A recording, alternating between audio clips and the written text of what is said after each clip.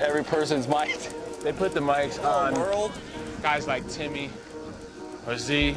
They want to know the life of the, the superstar. So today they gave me the mic. They want to know the life of the who the hell is this guy?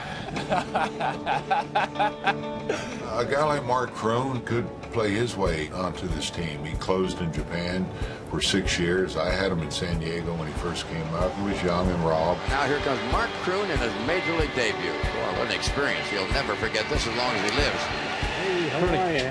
Welcome. Val? Thank you, sir. I appreciate it. You can talk Japanese? I can. I was in Japan for 6 years, and I'm so glad I was able to go over there and be successful.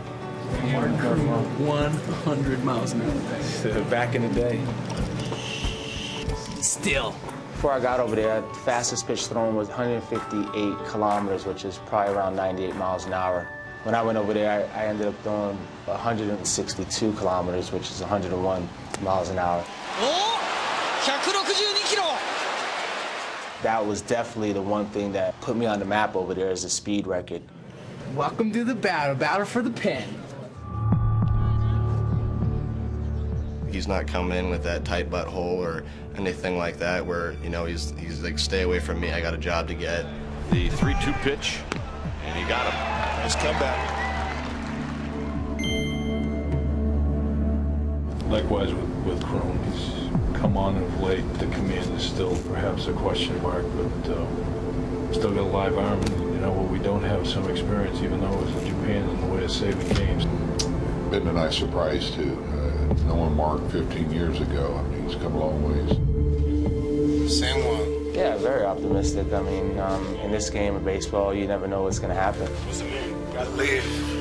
You gotta believe. You gotta believe. You know it. You know it, Cruz. Tell him. So, I won't give up hope. Oof. That's pretty good. My biological father left my mom when I was about 1 year old, and to this day really never came back. He had issues, alcoholic, drug addict. I never hated him.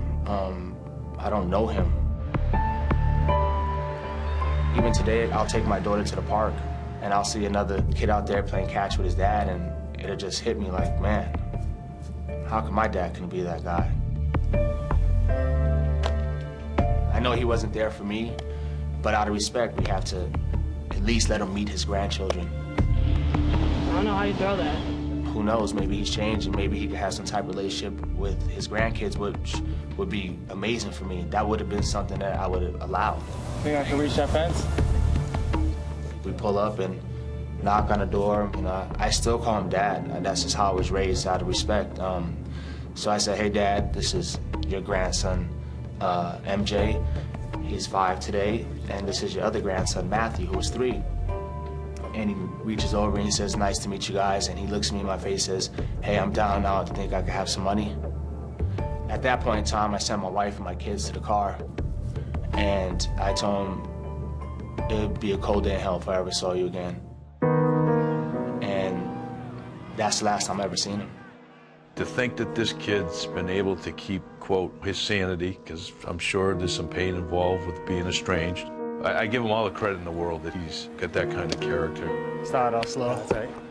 Thank you, I appreciate it. I actually felt really good today. I mean, I was a little nervous, but I was able to settle in pretty good. And I got into a nice little groove until Mr. Sandoval came in and started freaking hacking away. He took some mighty big cuts against me. Did you see Pablo's BP yesterday? Pablo. Homer? Over the pavilion there. It was stupid. Pretty impressive. Oh, my God. Pablo looks great. I mean, he's in the best shape I've ever seen him. He just looks lean and he looks strong. Okay, Pablo, how many pounds you actually lost from last season to this moment? I'm not gonna tell how many pounds I lost, but I lost a lot. Last season, I was at 275. You know. What's the last time? 239.6. Dude, 35 pounds. Survived that. I gained a lot of pounds in 2010. You know, a lot of things happened with me, but the important work I've been doing, you see the result. It's evident that Pablo is running the bases right now. He's basically saying, yeah, I just got nasty. You're welcome. What about the six-pack? You have a six-pack? A little bit. Now let me see you work it out. Sandoval. Sandoval, let me see you work it out. As Sandoval locks down the hot corner, the Giants' high-profile lefty faces the heightened level of media scrutiny that comes with being the team's highest-paid player. Barry Zito, a rough first spring start, and there's talk the Giants may just cut ties with this guy. You ready for this? Go ahead. The Giants are so exasperated with Barry Zito. Status as a number 5 starter is definitely not safe. Barry, did you take any of that to the mound with you tonight? I didn't want to go out there and be thinking about that stuff, but if you hear something like that, it's going to cause you to assess what's going on. So I want to prove that I have what it takes.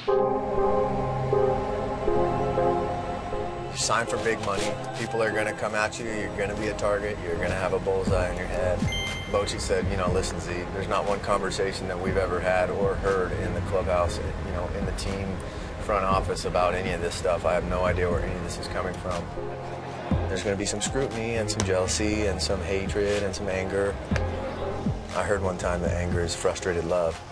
You know, you don't ever get angry at somebody that you don't love. What people don't realize is that we're just regular dudes, man, and we're just chasing our dreams. Zito's pitched well this spring. 2 wins and a loss in the Cactus League, plus a 2.49 earned run average. So the Giants been pleased with the way Zito has been throwing the ball. That works, Z. That's a good pitch. I'm in the business of, you know, throwing baseballs, and, you know, it all just comes with the territory. What happens is when you get so much flack, you know, you start to realize that at some point it didn't become as fun anymore. There's no excuse for that. I need to go out there and remember why I do this stuff. You know, I don't do this stuff for, you know, any kind of lifestyle. You know, I do this because it's something I love to do. With spring training drawing to a close, there's still no closure for 2 roster hopefuls. We have some guys that have had a great spring that won't be with us. Unfortunately, you know, we don't have room for everybody. You know, I think there's a lot of things that go into the decision, so you know, I'm not sure what to think about. I'm not sure what's going to happen. Just still waiting, man. Just see what happens, you know. Didn't bring any stuff with me. Not quite sure what's going to happen, but just got to go with it, and we'll figure out what happens from there. Have a seat, Mark. Start off, man. You've done a terrific job. You've done all you can do, believe me. I wish I had better news for you. I mean, we think a lot of you, and we wish we had a spot right now, but unfortunately we don't. And but it's nothing you've done on your end, trust me. You should be proud of what you've done here. Like I said, we got so many guys here who also pitch well. Our desire is for you to go down to AAA and close for it. You have the option, of course, to request you're out, but we would love for you to stay. So, you know, just let me know. To be able to get the opportunity was awesome, and I just probably need a couple of days. Just think about it. I had a blast, man. Those guys in that clubhouse, you guys treat me awesome. And once again, thanks for the opportunity. And if I do end up going down there, I'll continue to work hard and wait for the opportunity to open up here. And I have nothing to be sad about, upset about. I walk out the clubhouse with my head up high and wish everybody the best of luck. You know, I wish you the best. Always. Just keep in touch, all right? I sure will. All right, thanks, George. Thanks. Appreciate it. Thanks, Mark. All right, Mark. Thanks, huh, for everything.